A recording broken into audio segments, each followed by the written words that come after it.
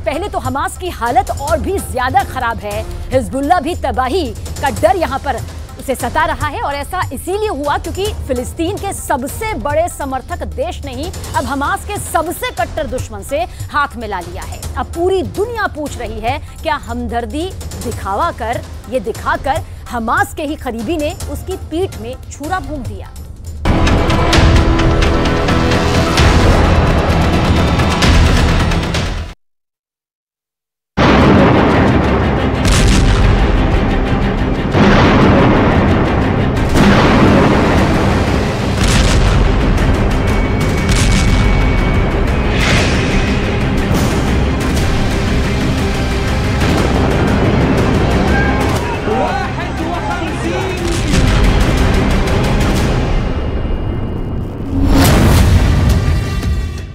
Israel ने कह दिया है कि हमास का खात्मा तय है।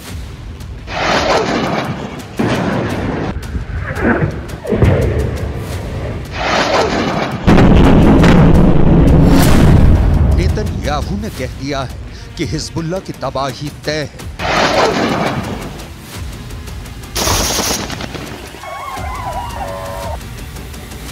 अमेरिका और इजराइल दोनों कह रहे हैं कि हूथी भी मारा जाएगा।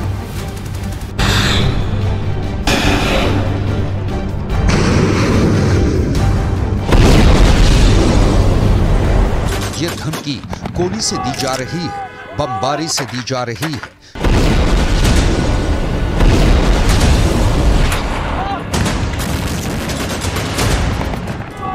मिसाइल के हमलों से दी जा रही है, लेकिन हमास को खत्म करने की सबसे बड़ी सुपारी तो उसके सबसे बड़े हिमायती ने ही दी है।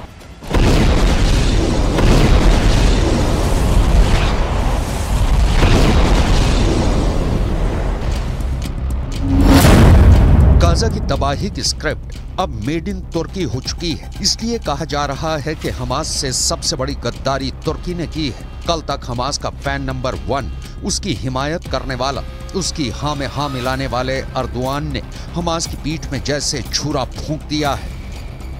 हर दिन, हर घंटे, हर मिनट, हर सेकंड, हर मुश्किल घड़ी में फिलिस्तीन के साथ खड़े रहने का वादा करने वाले अर्दोआन ने इजराइल से दोस्ती का हाथ मिला लिया है। इस दोस्ती का मतलब है हमास की मौत और इसमें अर्दोआन की मंजूरी शामिल है। अब तुर्की को इसी नजरों से देखा जा रहा है जिसमें धोखा है, जिसमें गद्दारी है, जिसमें हानिया की मौत भी छिपी हुई है।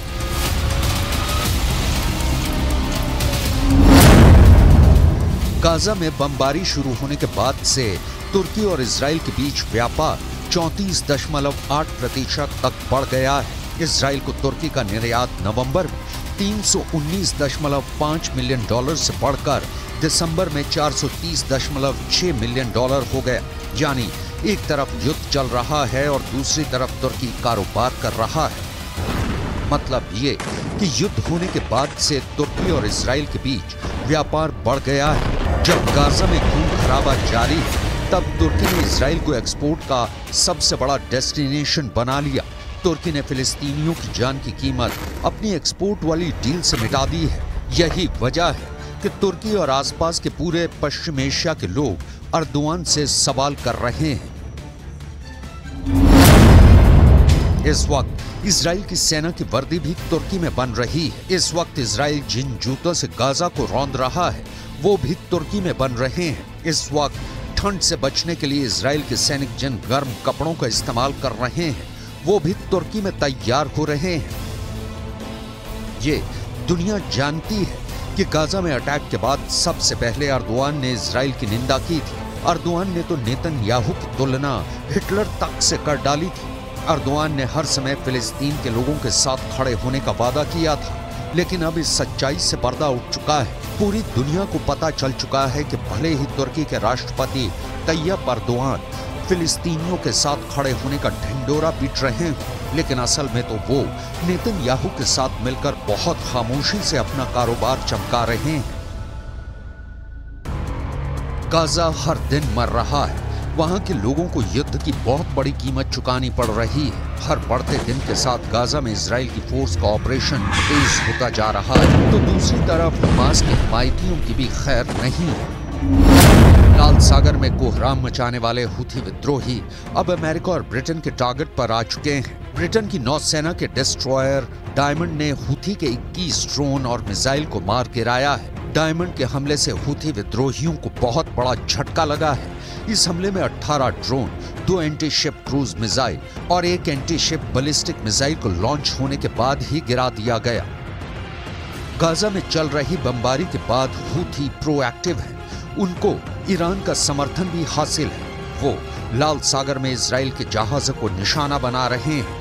19 नवंबर के बाद से लाल सागर में कार्गो शिप पर ये हुथी का 26वां हमला था। हुथी विद्रोही लगातार इजराइल पर हमला कर रहे हैं। क्रूज मिसाइल भी फायर कर रहे हैं। बैलिस्टिक मिसाइल से भी इजराइल के दक्षिणी इलाके पर अटैक कर रहे हैं। साथ में इजराइल और अमेरिका को लगातार धमकियां दे रहे हैं। हुथी विद्रोहियों के टारगेट 2 हैं। पहला है इजराइल और दूसरा है अमेरिका। हुथी विद्रोहियों ने इजराइल के शिप को टारगेट करना शुरू कर दिया है। वो अमेरिका को भी अपना दुश्मन नंबर 2 मानता है।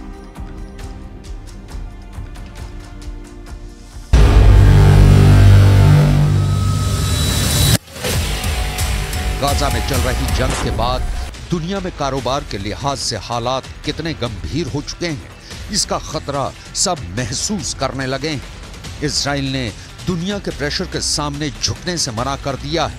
लिहाजा अब हुथी विद्रोही, जिनकी ईरान से बेहद करीबी है, उन्होंने इजराइल के शिप को टारगेट करने का फैसला किया है।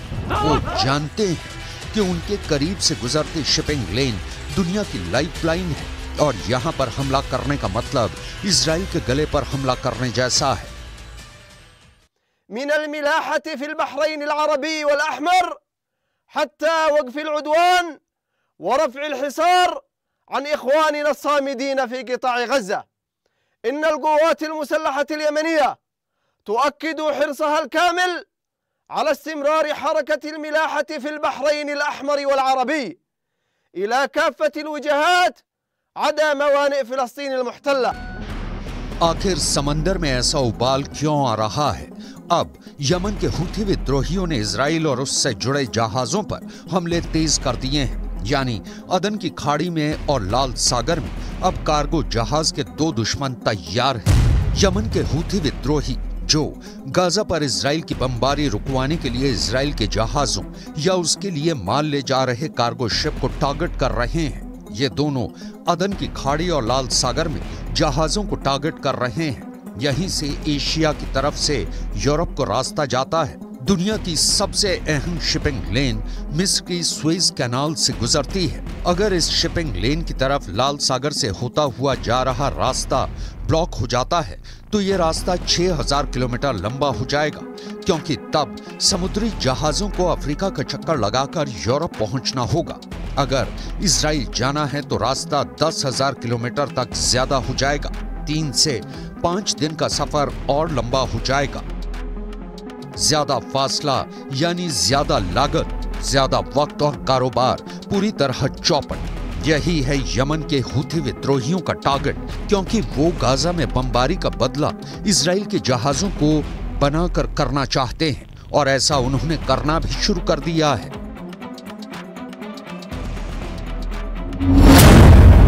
यमन के हुथी विद्रोहियों ने 15 देशों को ललकारा है। यानी हुथी विद्रोहियों ने 15 देशों से युद्ध लड़ने की तैयारी कर ली है।